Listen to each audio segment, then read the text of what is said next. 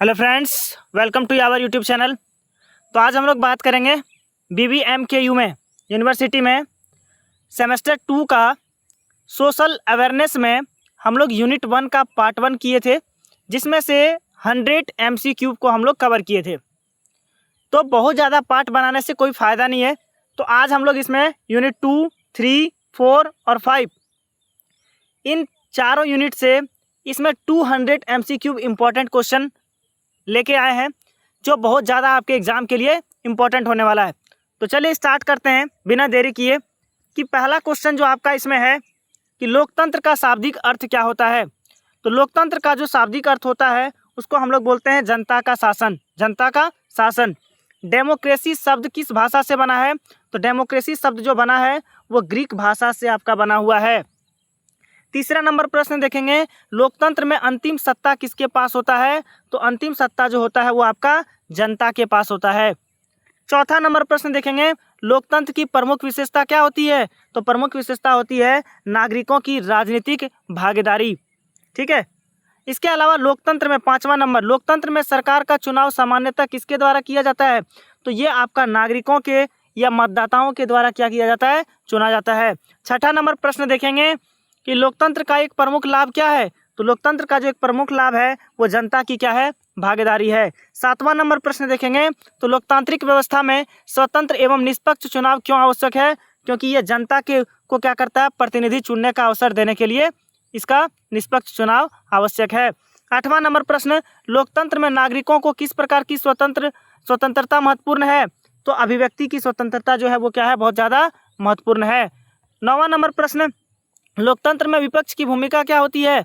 तो विपक्ष का भूमिका होता है सरकार की नीतियों की आलोचना और निगरानी करने का। इसके अलावा 10वां नंबर प्रश्न देखेंगे, लोकतांत्रिक शासन में कानून के सामने कौन समान होना चाहिए? तो कानून के सामने जितना भी नागरिक है सभी नागरिक को एक समान होना चाहिए। अगला देखिए 11 नंबर प्रश्न देखेंगे हम लोग, लोकतंत्र में जवाबदेही का अर्थ क्या होता है? तो जवाबदेही का अर्थ होता है जनता के प्रति उत्तरदायी होना। इसके अलावा 12वां नंबर प्रश्न देखेंगे, लोकतंत्र का आधार किस सिद्धांत से जुड़ा हुआ है? तो यह जन सहमति के सिद्धांत से क्या है? जुड़ा हुआ है। लोकतंत्र में नागरिकों का एक महत्वपूर्ण अधिकार क्या है? तो लोकतंत्र में नागरिकों का एक महत्वपूर्ण अधिकार जो है वो क्या है? एक सरकार को हटाने का शांतिपूर्ण राजनीतिक अधिकार है। 14 नंबर प्रश्न देखेंगे, बहुमत का शासन लोकतंत्र की किस विशेषता से संबंधित है? तो ये जो है वो जनता की इच्छा से संबंधित है। 15 नंबर प्रश्न देखिए, लोकतंत्र में अल्पसंख्यकों के अधिकारों की रक्षा क्यों आवश्यक है? क्योंकि ये लोकतांत्रिक समानता बनाए रखने के लिए क्या है? बहुत ही ज़्यादा आवश्यक है। अगला देखिए 16 नंबर प्रश्न, प्रत्यक्ष लोकतंत्र का प्रसिद्ध ऐतिहासिक उदाहरण कौन सा है? तो इसका जो उदाहरण है वो प्राचीन एथेंस जो है इसका उदाहरण है। प्राचीन एथेंस किस व्यवस्था के विकास के लिए प्रसिद्ध है? तो ये लोकतंत्र के विकास के लिए क्या है? बहुत ही ज़्यादा प्रसिद्ध है। अगला देखेंगे 18 नंबर प्रश्न, आधुनिक लोकतंत्र में प्रतिनिधि लोकतंत्र का अर्थ क्या होता है? तो प्रतिनिधि लोकतंत्र का अर्थ होता है निर्वाचित प्रतिनिधि जनता की और शासन करते हैं। 19 नंबर प्रश्न देखेंगे, लोकतंत्र में नियमित चुनाव किस उद्देश्य से होता है? तो ये सत्ता के शांतिपूर्ण परिवर्तन के लिए किया जाता है। अगला देखेंगे 20 नंबर प्रश्न, लोकतंत्र में प्रेस की स्वतंत्रता क्या क्या महत्व होता है? तो ये सरकार की जानकारी क्या करता है? जनता तक पहुंचाने का कार्य करती है। 21 नंबर प्रश्न देखेंगे, लोकतंत्र में नागरिकों के अधिकारों की रक्षा कौन करता है? तो कानून की जो संस्थाएं हैं वो इसका रक्षा करता है। अगला देखेंगे 22 नंबर, लोकतंत्र की सफलता के लिए नागरिकों में क्या आवश्यक है? तो राजनीतिक जागरूकता क्या है? इसके लिए बहुत ही ज़्यादा आवश्यक होता है। 23 नंबर प्रश्न, लोकतंत्र में सत्ता का स्रोत क्या माना जाता है? तो सत्ता का जो मुख्य स्रोत है वो क्या है? आपका जनता है। 24 नंबर प्रश्न, लोकतंत्र में नियमित चुनाव का उद्देश्य क्या होता है? तो ये क्या करता है? सत्ता के शांतिपूर्ण परिवर्तन के लिए चुनाव इसका मुख्य उद्देश्य होता है। लोकतंत्र में स्वतंत्र प्रेस का क्या महत्व होता है? तो ये सरकार की जानकारी को क्या करता है? जनता तक पहुंचाने का कार्य करता है। इसके अलावा 26 नंबर प्रश्न, लोकतंत्र में बहुमत का शासन किसके साथ संतुलित होना चाहिए? तो अल्पसंख्यक अधिकारों के साथ क्या होना चाहिए?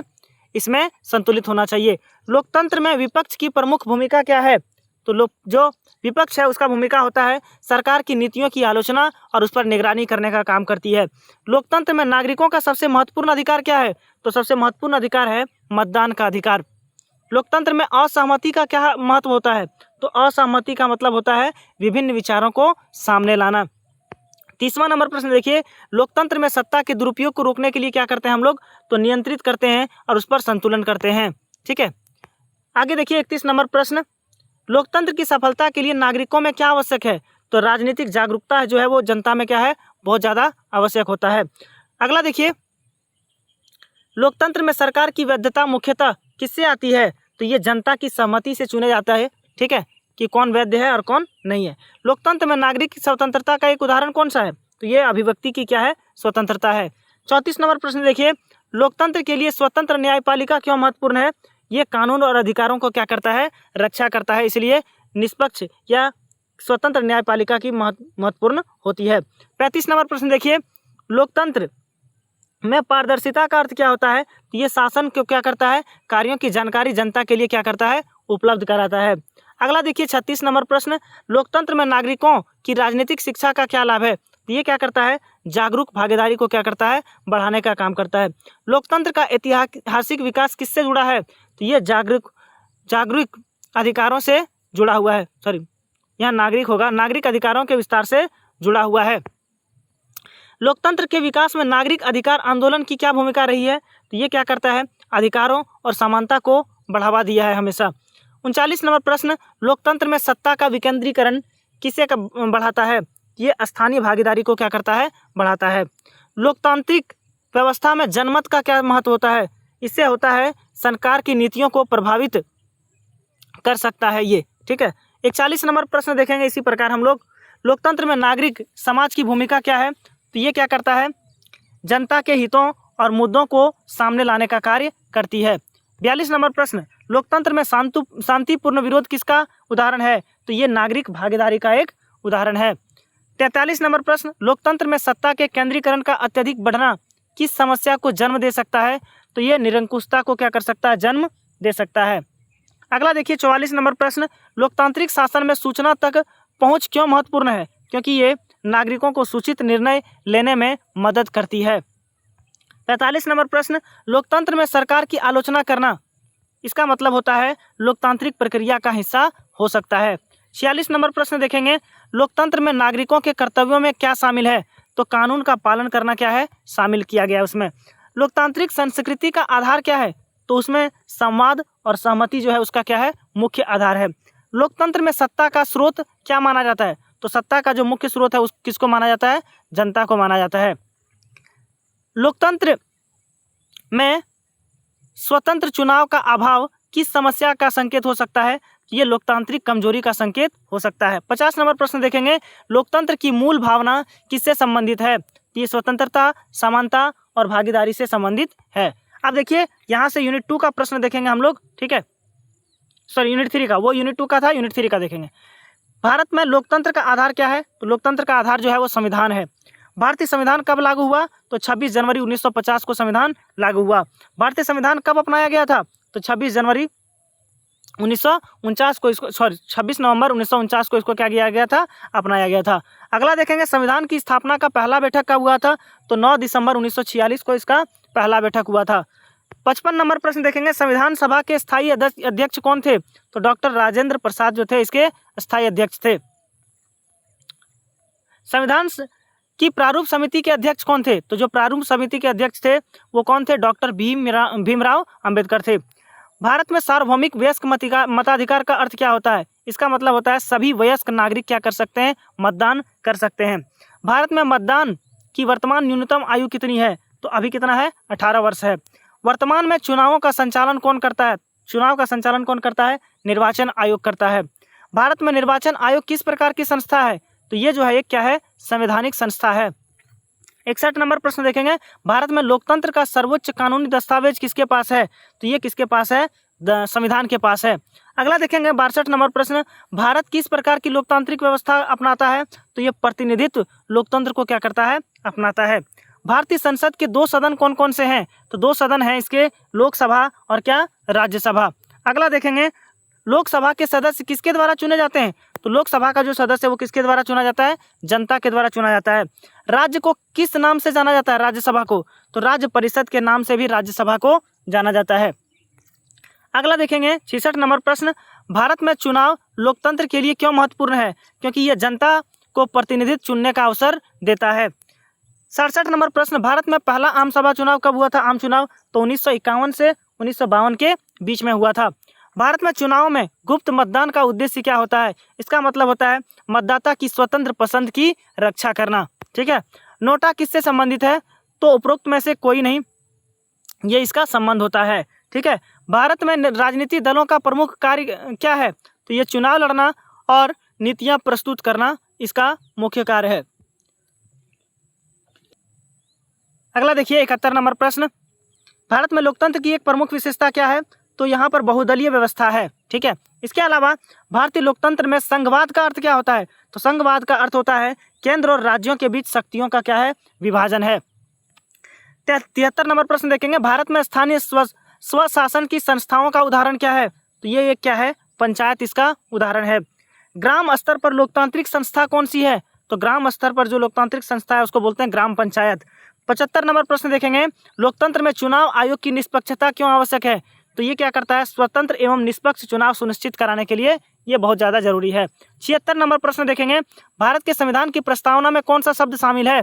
तो इनमें से समाजवादी शब्द जो है भारत की प्रस्तावना में शामिल किया गया है। 77 नंबर प्रश्न देखेंगे, भारत को संविधान के में किस प्रकार का गणराज्य कहा गया है? तो ये जो है भारत एक लोकतांत्रिक गणराज्य है। 78 नंबर प्रश्न देखेंगे, भारत में लोकतंत्र का महत्वपूर्ण आधार कौन सा अधिकार है? तो समानता का अधिकार जो है इसका एक लोकतंत्र का महत्वपूर्ण आधार माना गया है। 79 नंबर प्रश्न देखेंगे, भारत में चुनाव में मतदाता की पहचान के लिए कौन सा दस्तावेज सामान्यतः उपयोग किया गया है? तो जो चुनाव के लिए माना जाता है वो उसको क्या माना जाता है? मतदान पहचान पत्र यानी वोटर कार्ड। ठीक है। 80 नंबर प्रश्न देखेंगे, लोकतंत्र में चुनावी प्रतिस्पर्धा का क्या लाभ है? तो ये मतदाताओं को विकल्प देने का काम करता है। 81 नंबर प्रश्न देखेंगे, भारतीय लोकतंत्र में न्यायपालिका की भूमिका क्या है? तो न्यायपालिका क्या करता है? संविधान और कानूनों की व्याख्या करता है और अधिकारों का क्या करता है? रक्षा करता है। भारत में सर्वोच्च न्यायालय किस स्तर की न्यायपालिका है? तो ये जो है सबसे बड़ा जो है उसको बोलते हैं सर्वोच्च न्यायपालिका या सुप्रीम कोर्ट भी बोलते हैं। 83 नंबर प्रश्न देखिए, भारत में लोकतंत्र को मजबूत करने में मीडिया की भूमिका क्या है? तो ये सूचना और जनमत निर्माण कराना इसका महत्वपूर्ण भूमिका है। 84 नंबर प्रश्न देखिए, भारतीय लोकतंत्र में धर्मनिरपेक्षता का अर्थ क्या है? इसका मतलब है राज्य द्वारा सभी धर्मों के प्रति समान क्या है? व्यवहार है। 85 नंबर प्रश्न देखिए, भारतीय संविधान नागरिकों को कितने प्रमुख मौलिक अधिकारों का वर्तमान संवैधानिक ढांचा प्रदान करती है? तो ये मौलिक अधिकार अभी कितना है? 6 है। भारत में लोकतंत्र की सफलता के लिए क्या आवश्यक है? तो ये जागरूक नागरिक होना क्या है? बहुत ही ज़्यादा आवश्यक है। 87 नंबर प्रश्न देखिए, भारतीय लोकतंत्र में जनमत किससे प्रभावित हो सकता है? तो ये मीडिया, सामाजिक संगठन और राजनीतिक बहस से क्या हो सकता है? प्रभावित हो सकता है। 88 नंबर प्रश्न देखिए, लोकतांत्रिक चुनाव में मतदाता किसे चुनता है? तो अपने प्रतिनिधित्व को क्या करता है? चुनता है। 89 नंबर प्रश्न देखिए, भारत में राष्ट्रपति का चुनाव किस प्रकार होता है? तो भारत में राष्ट्रपति का जो चुनाव होता है वो अप्रत्यक्ष रूप से होता है। अगला देखिए 90 नंबर प्रश्न, भारत में प्रधानमंत्री सामान्यतः किस सदन के प्रति राजनीतिक रूप से उत्तरदायी सरकार का नेतृत्व करती है? तो लोकसभा के रूप में क्या करता है? उसका नेतृत्व करता है। 91 नंबर प्रश्न, भारतीय लोकतंत्र में बहुमत का अर्थ क्या होता है? इसका मतलब होता है अधिक संख्या में समर्थन है उसका। 92 नंबर प्रश्न देखिए, लोकतंत्र में अल्पसंख्यक अधिकारों की रक्षा क्यों जरूरी है? क्योंकि समानता और न्याय के लिए ये क्या है? बहुत ही ज़्यादा जरूरी है। 93 नंबर प्रश्न देखिए, भारत में चुनावों में आदर्श आचार संहिता का उद्देश्य क्या होता है? तो इसका उद्देश्य होता है चुनावी प्रक्रिया में उचित आचरण सुनिश्चित करना। 94 नंबर देखिए, चुनाव में धन और बाहुबल का अत्यधिक प्रयोग किसे नुकसान पहुंचाता है? तो ये निष्पक्ष लोकतांत्रिक प्रतिस्पर्धा को क्या करता है? नुकसान पहुंचाता है। 95 नंबर प्रश्न देखिए, लोकतंत्र में नागरिकों का मतदान न करना किसका उदाहरण हो सकता है? तो इसका राजनीतिक निष्क्रियता का एक उदाहरण है। 96 नंबर देखिए, भारत में लोकतांत्रिक व्यवस्था को मजबूत करने के लिए क्या जरूरी है? तो स्वतंत्र संस्थाएं जो है क्या है? बहुत ही ज़्यादा जरूरी है। 97 नंबर देखिए, संविधान सभा में विभिन्न सामाजिक और राजनीतिक विचारों का प्रतिनिधित्व किस बात को दर्शाता है? तो ये विविधता को दर्शाता है। 98 नंबर देखिए, ठीक है, भारतीय संविधान में नागरिकों को किस प्रकार समानता का आधार देता है? तो ये कानूनी और राजनीतिक समानता का आधार देता है। 99 नंबर प्रश्न देखिए, भारत में लोकतांत्रिक शासन का आधार किस सिद्धांत से जुड़ा है?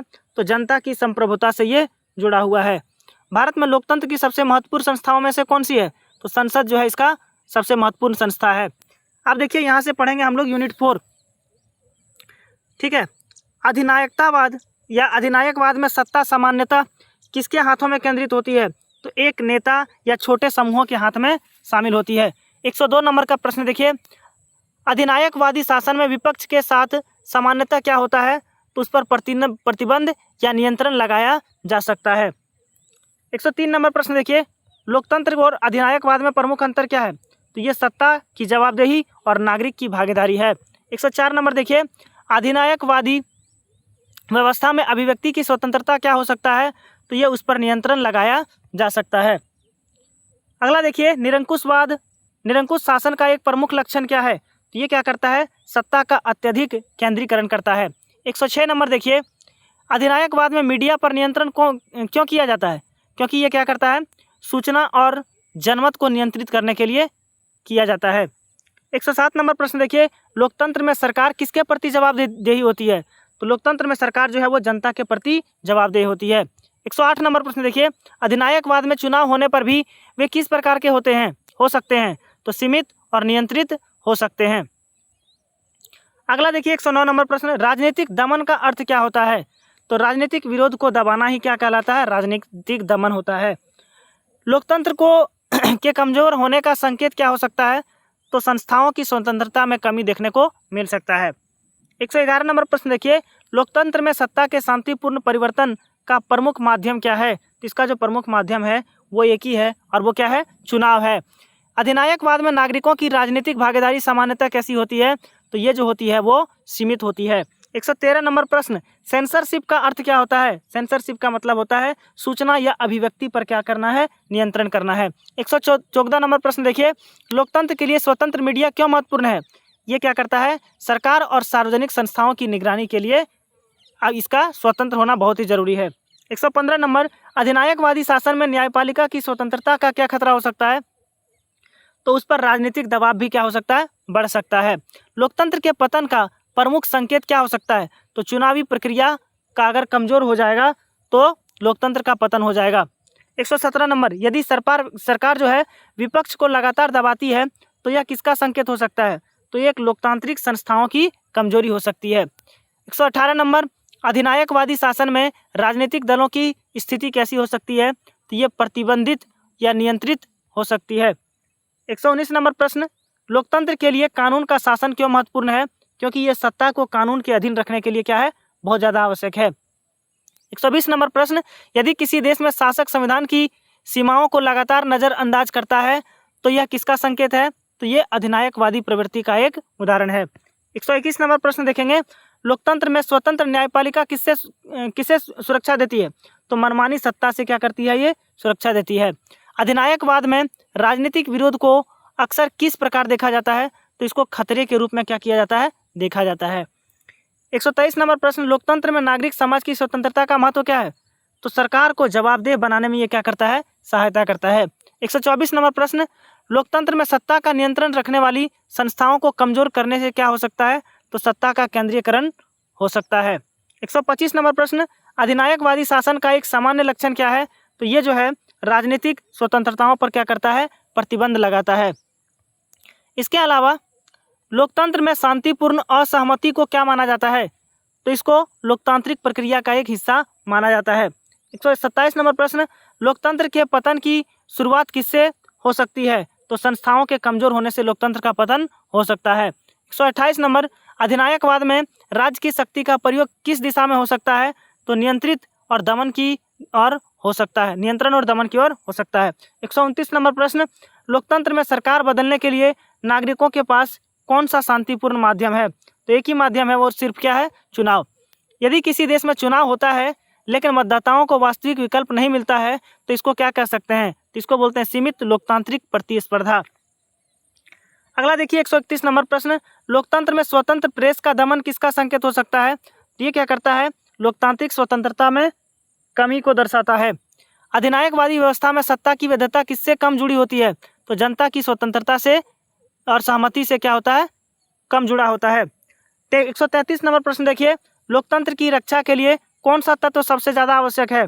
तो स्वतंत्र जो संस्थाएं हैं वो सबसे ज़्यादा जरूरी है। 134 नंबर देखिए, लोकतंत्र में सत्ता के दुरुपयोग को रोकने के लिए क्या आवश्यक है, तो हम लोग उसको चेक करते हैं, उसको बैलेंस करते हैं। ठीक है। 135 नंबर प्रश्न, अधिनायकवाद में नागरिक अधिकारों का क्या हो सकता है, तो ये एक सीमित, इसको हम लोग क्या कर सकते हैं, सीमित कर सकते हैं। 136 नंबर, लोकतंत्र में सत्ता का विकेंद्रीकरण किसे बढ़ाता है, तो स्थानीय भागीदारी को क्या करता है, ये बढ़ाने का कार्य करता है। 137 नंबर प्रश्न, किसी देश में सेना द्वारा निर्वाचित सरकार को हटाना किसका उदाहरण है, तो ये सैन्य तख्तापलट इसको कहा जाता है, उदाहरण है इसका। 138 नंबर, लोकतंत्र में राजनीतिक समानता कमजोर होना किस समस्या को जन्म दे सकता है, तो ये असमान राजनीतिक प्रभाव को क्या कर सकता है, जन्म दे सकता है। अधिनायकवादी शासन में सरकारी आलोचना का क्या परिणाम हो सकता है, तो ये दमन या प्रतिबंध हो सकता है। 140 नंबर, लोकतंत्र में सत्ता का स्रोत किसे माना जाता है, तो सत्ता का स्रोत किसको माना जाता है, लोकतंत्र में जनता को माना जाता है। 141 नंबर प्रश्न देखिए, लोकतंत्र में नागरिक स्वतंत्रताओं का लगातार ह्रास किसका संकेत माना जाता है, तो लोकतंत्र के कमजोर होने का ह्रास इसमें संकेत माना जाता है। 142 नंबर देखेंगे, अधिनायकवाद में राजनीतिक संस्थाएं किस प्रकार कार्य करती है, तो ये शासक को नियंत्रण में कार्य करती है। 143 नंबर देखिए, लोकतंत्र में स्वतंत्र चुनावों का क्या महत्व है, तो लोकतंत्र में जो चुनाव का महत्व है वो आपका है जनता को वास्तविक राजनीतिक विकल्प देने का। 144 नंबर प्रश्न, यदि सरकार चुनाव नियमों को अपने पक्ष में लगातार बदलती है तो यह किसका संकेत है, तो चुनावी संस्थाओं का दुरुपयोग का ये संकेत है। 145 नंबर देखेंगे, लोकतंत्र में मानवाधिकारों की रक्षा किसे मजबूत करती है, तो ये स्वतंत्र संस्थाओं और कानूनों के शासन में ये क्या करता है, मजबूत करता है। 146 नंबर प्रश्न देखेंगे, लोकतंत्र के विपरीत व्यवस्था का एक उदाहरण क्या है, तो एक जो विपरीत उदाहरण है लोकतंत्र का वो तानाशाही है।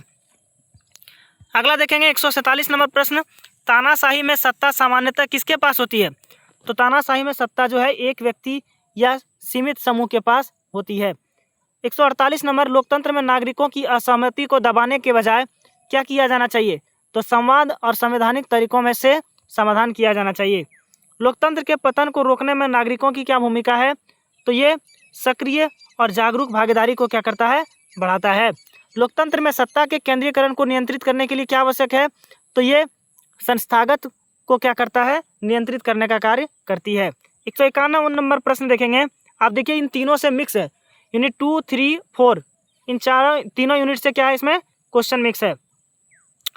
तो लोकतंत्र में जनता की संप्रभुता का अर्थ क्या होता है, तो अंतिम राजनीतिक सत्ता या जनता में निहित होना है।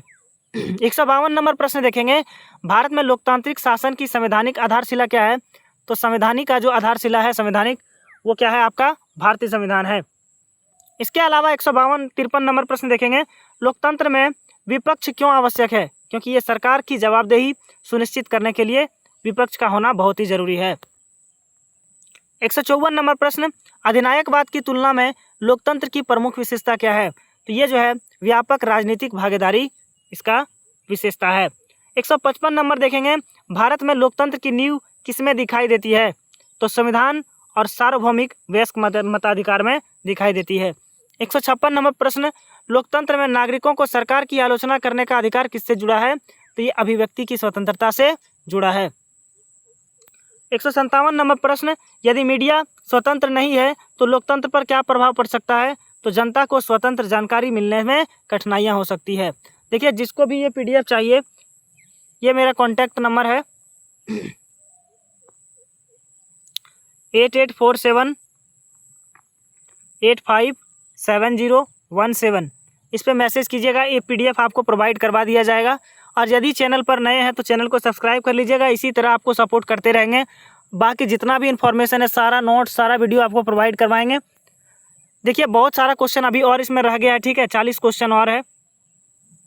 इन 40 क्वेश्चन को भी आप देख लीजिएगा, PDF हमसे ले लीजिएगा और इसको पढ़ लीजिएगा, ठीक है। ये मिक्स क्वेश्चन है, ठीक, और 40 क्वेश्चन रह गया इसमें। वीडियो बहुत ज़्यादा लंबा हो जाएगा, ठीक है, और बोलने में बहुत ज़्यादा कठिनाई हो रही है, ठीक। इसीलिए आप इस नोट्स को ले लीजिएगा, चैनल को सब्सक्राइब कर दीजिएगा। बहुत बहुत धन्यवाद।